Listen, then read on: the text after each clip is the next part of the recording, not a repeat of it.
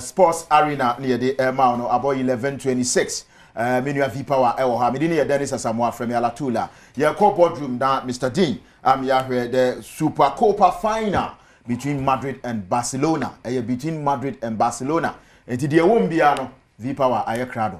Koso ana hwe na onfa bibia ma V-Power ye jema ma. V-Power ye jema. V-Power no Dean. What's what we go say? Ye jema ma. Ma jema. What's what we go say? Enguye. Ma jema ma. Ala tu pe ma asem se o. Ani obugu be so bugu be. Uje. We a 17-year-old against an established world player. Teenager. But 17-year-old no so oye ejuma. Oye ejuma. Oye ejuma. Born ni di onimbo. Ora man ye basa ni. Aha. Na o me de oye no. A chen nyambo at 3 o'clock. So o'clock. twa na ho afra. Ka. Chen e 3 o'clock wa mesu. Sa oh. Oh, bibia betimesi. Bibia betimesi. Bibia betimesi. Madrid ebo Barca and Barca play Madrid. The whole world come to a standstill. The biggest club rivalry in the world. Nothing comes close. Until we must almost buy the boss, almost in Pakistan, almost in inform. Now even pre-season games almost US and then so forth. One game you need a lot of money to organize. So we organize it pre-season friendly. Clásico for Barca and Madrid. Because these two clubs, say when it comes to club football, no university no. Barca and Madrid. Yes. Inti so omo ba be games are eni ni ewo ho.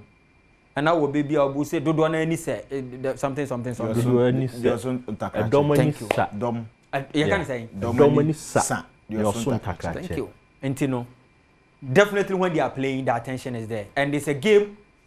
If you look at the Barcelona team and you look at the Real Madrid team, Barcelona team no has a defense and rely on a 17-year-old Pau Kubasi. I listened to Hansi Flick. Hansi Flick and somehow can you know and they said Opeso build the team no. On say what they say Ronald Araujo Promunya na Umberto no. Yes sir Brand Nya Opeso because of injury by no expectation ko best start. But yes Hansi Flick a catch Barcelona hierarchy ni say ni future Barcelona no. Aya Pau Kubasi ni na be future Barcelona. Boy, and I'm saying next week no benya 18. Of course, or exceptional talent. Exceptional talent. One thing about football is say ye ni wo omo mo she goals no. In terms of boy no ball na body ye ni eni hu. But boy no. In terms of quality, in terms of discipline bibia. Oya above la mi yama. Then they are happy. Obi bebo ball ni na wan she because of position now. As a ball no wa move. Abrabo ne sa na tie. Nti edwuma na ya as a sports team no. The aye na no be na beje ho credit. So one tia se wa abrabo ni so a won develop it. Production team boy adwuma na presenters gi omudi. No, what you want? Enti omu dia me ye na no. Obi betena baby o ya ade o. Ya ade o. Onim nipa o yes ade we. Yeah, adwuma no man na buy. Manu cho no so she kire ho. Yeah. Otesini na chi. Because you don't see him, you take the credit. Me wa nipa na o ye adwuma no so baby. Yeah. Enti eno so one tia se a unyi wa abrabo. You have to understand that it is part of life. And you have a fine and young Barcelona team that is going to play an established and experienced Real Madrid team. Defending European champion. Defending La Liga champion. Forget about last time defeat Omunya 4-0. This is the 175th meeting. 77 wins for Real Madrid. 62 wins for Barcelona. Others no draw. And the last time Barcelona ever win, you remember what happened? Almost Madrid in Omode. It was a bloodbath. That was a 3-1. And Omode Babe boss game with. That was the Supercopa. Before that, not back to back, no more lose to Madrid. And Omode Babe boy. And I feel so much answer Madrid. I will lead them 4-0. Washane Poto, Faka. Oh, good anymore say Poto. Poto, yeah. And to Barcelona defense versus Real Madrid attack, no. And only the amount for Baba Shedne. Nyambo echna. Of an attack and they bar no deal. On the day. And that's what they make Barcelona. Ye won attack no. Washane Poto. Almost Barcelona no. Sa attack ya yeken. Ye won attack no. Because they had a young Pau Kubasi. I make us a boy we. Say injury samba. All things be equal. Barcelona obey 15 years. Our boy Wim. He is 17. Into the 10 account now 27. Now the 5 account 32. Into English Samba, okay, Kakobe 36. Now the 3 account 18 years. And you'll be 18, I think, 2 weeks' time. Into Ultra Barcelona defense, no. Now sure, no. Now sure, it is a use Kundi. Obebo right. And they have a 21-year-old left fullback. Baude. Alejandro Badi. Against that trio we are, then you also have a problem. Who refi experience in Nigo Martinez? Me more Nigo Martinez did because on no ye defense no tune for the leader. Born a year boy no, omo money din. Because Inigo Martinez is not your poster boy. It's not your flamboyant player. But he does the job. Thank you. Why to say defender? On share the money the credit to deserve. That obey you my party amount. Why to say a midfielder? On share the money credit you deserve to so bit to say Rodri because a boy and Yano boy. And some your money about the sound roles in the position now. Me say tell me a player me can bone di e Sergio Busquets. Won money credit. Now so eduma no the beye. Na ma ka no former coach. O so pese wo hwe ball na. Ball no be hwe ni nyina unhu Sergio Busquets. But so pese wo hwe me style me bibia me bo hwe Sergio Busquets. O na ye me style. Inti Inigo Martinez na sa na wa yinti na menka na asem no. But if you look at the Real Madrid attack, now hwe Vini Jr. And you look at Mbappe, gradually Mbappe is getting into the team. Vibe neighbor, he's beginning to understand the team. He's beginning to understand the cohesion. Bibia started here, Juma Diama branch friend Mbappe. Then one of the best players are young man credit because there is a Vini Jr. and there is a Mbappe. Hey, Rodrigo. Boy, we last year on the Champions League, Real Madrid. Rodrigo and they carry Real Madrid to the promised land last season. Even if you watch against City, home and away, it's enough for you to see how important or vital this guy is to the team. If you look at the Barcelona setup, our biggest challenge is how to me hold on to their high line. And when they played against Real Madrid, you saw how many times Real Madrid let me break a line. Unfortunately, they were always offside. But will there be third time and a second time lucky? Because that time, most of the true balls no more now. No offside. This time we between the opportunity in the because they have a certain Lamine Yamal. He was off the game. That game was more. But a moment of brilliance. And football is here. A minute the obey no. A man for back Kayo forever. A bit more overshadow or carry na. Obo Mario Gotsadia. Mario Gotsadia, we are seeing at the back kind of yes, I'll go no share 2014 World Cup final against Argentina. No. A bet will be a team forever. Now Mario goes or shares our body. What in the Indium? Not just a Trimudeka. He's from a very rich home. But in the face, he can't pay that about Tabia and also can. Until they are going to play against a certain Yamin Lama, who saw nothing, who did nothing extraordinary in the first game, but was able to at least score the most important goal. Or the Barcelona for a winning game. But look at the Madrid midfield. Open one of the best midfield I owe. We are CCI, our Madrid midfield way. Because they have Jude Bellingham. Can now since we are starting a Bellingham and you. Ben the last bell 1 month, one Bellingham boy. Yeah. Even when they played against Mallorca, one Bellingham boy. Gradually is getting into the team. And they have Valverde. Valverde this season only player what Bob matches do all Madrid set up in the Uruguayan. And this guy normally on your credit I would deserve. Jude the problem is saying. Jude problem is say you're changing the rule now, Obono. And last year platform you choose na can say you started season now. Mbappe ba the rule ni change ya. We will see a certain different player. Jude now or lamplight pa. Yeah, because of Von no. Ala tubo aye bo nyina no. And make us say forward sin na shine no. And to Messi Ronaldo more share no about hat-trick. Ronaldo. Sergio Ramos, who cared about Sergio Ramos? Sergio Ramos mo, the mom din kakra no because no high scoring defenders. Yeah, and so Sergio Ramos was like a certain John Terry. and we had the John Terry to have a Pimashe. A certain Puyo. Sergio Ramos remind him of Ronald Koeman. Ronald Koeman didn't OGA now scoring more than 250 goals the for highest a defender. Scoring defender in the world. And in Mbappe Nama the Jude Bellingham. And then I'm on the rule no assassin because he was playing as a false number 9. And it's 50-50 rebounds never no dead balls in on to make up PK. Entire stadium Okosha last year and the clips now. But your goalkeeper no pointed by Bellingham no account to go. Best space is in last year no occupying and they a branch a friend Mbappe ne occupy. The Dana many power hand. And I'm on the rule assassin. On Sunday or bomb more of an interior. Into obo midfield trainer, obo Vavadi, na obo Kamavinga, na obo Jude Bellingham. Into omumie no, ebia Vavadi, ana Kamavinga na best city deep. Na Vavadi abo right, na Bellingham abo left. Ana se Vavadi bebo left, na Bellingham abo right. Interior antino, omo no kwakwa say the Iniesta and the Xavi role, and the Sisia obo no. Me wa first no obo more of the Messi role.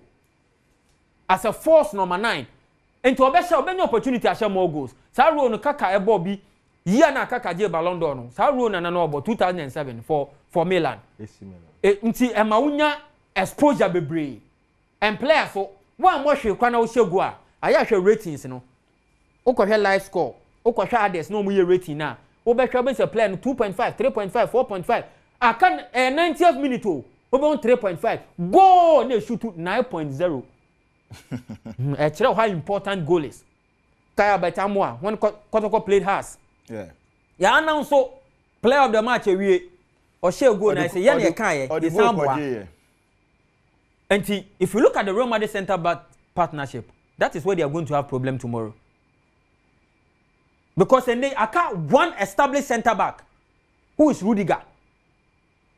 He is going to partner Aurelien Tchouameni, who is naturally a midfielder. Tchouameni a doubt because he 50-50 on your head injury. Okay. According to report, and if you mark a hober from Enon Junior no playing, I say likely so Okay. So even if he's not playing, who are you going to partner him with? They have an essential boy. That is what the problem is. These are not established players. Players we need that experience. To me a more high level ball, and especially playing against your bitterest rival. Well, last time I was here, no. 1 show 1, 1 show 2, 1 show 3, or show 4. And that partnership, no. Last year in the Champions League, when we the boy no mo Champions League, no.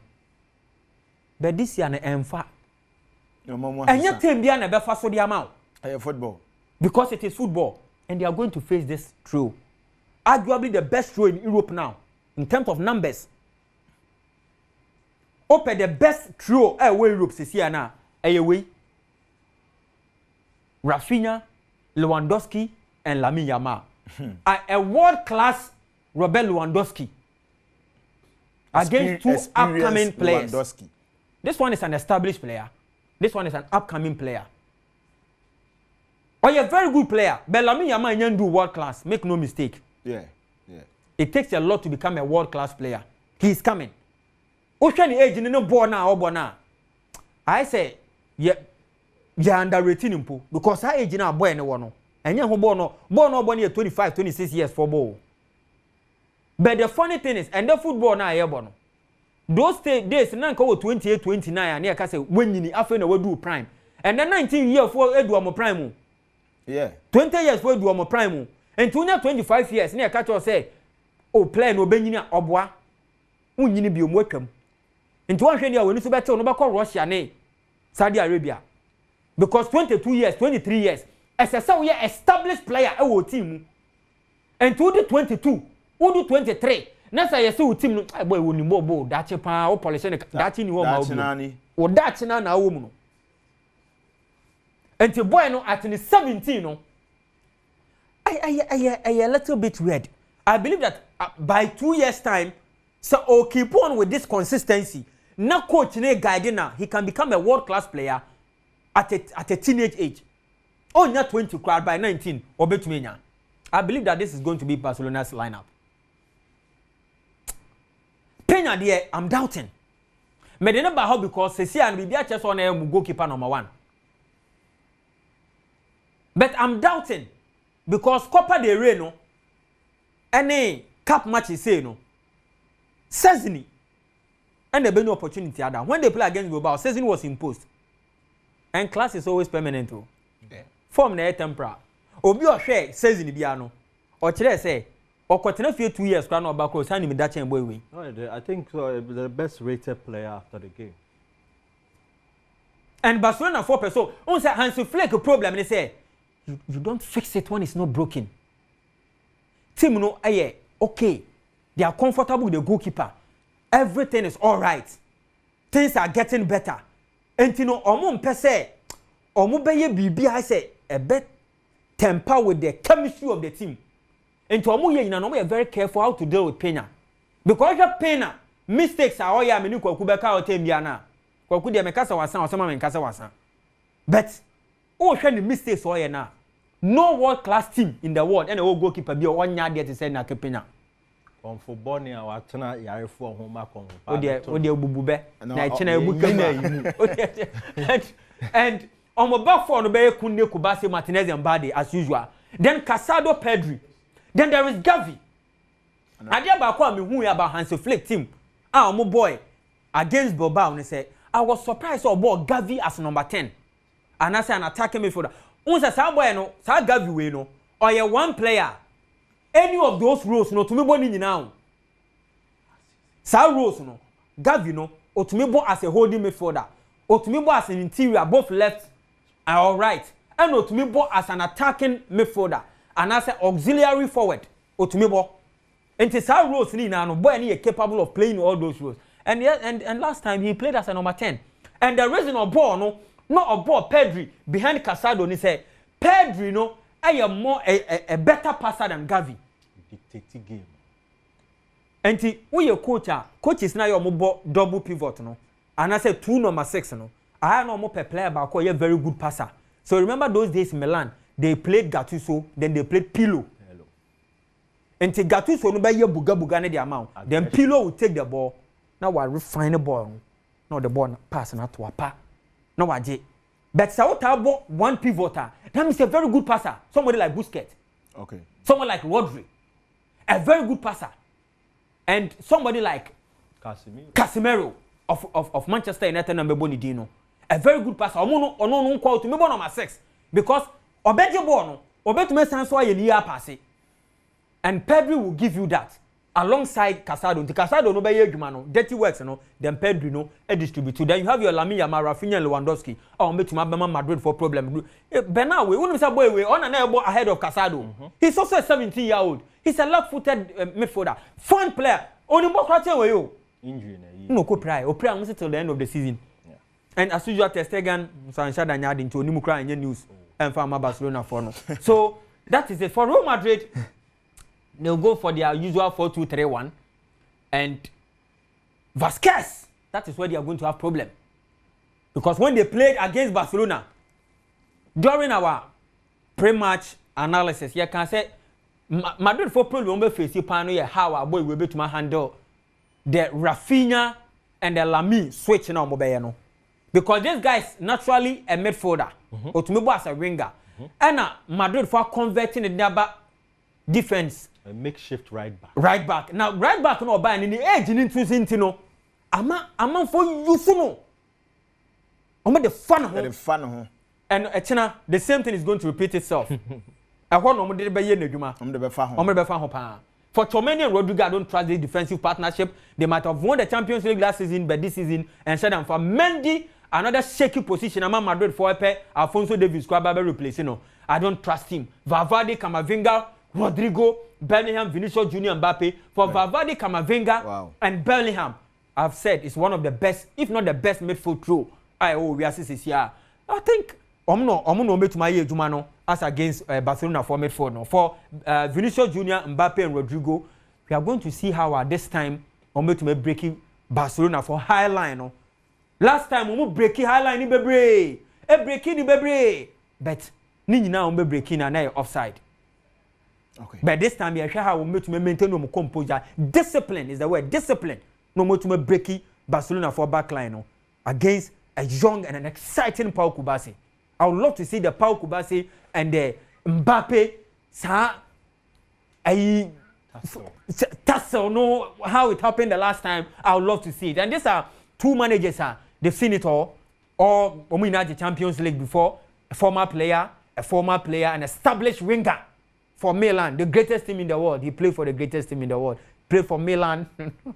And today on Mbappe Lidiomo. And the last time they met, you saw it was a humiliating defeat at the Man. Until this time, I'm hoping so but organizing the team very, very well. Now if you're motivated, we win this game no. But hi. So me predict a bad you. Alatu. Edding. Ebe Edding. Na do ubet me ama me score line. Would be baby na mama score line. I'll go for 2-1 Barca. 2-1 Barca.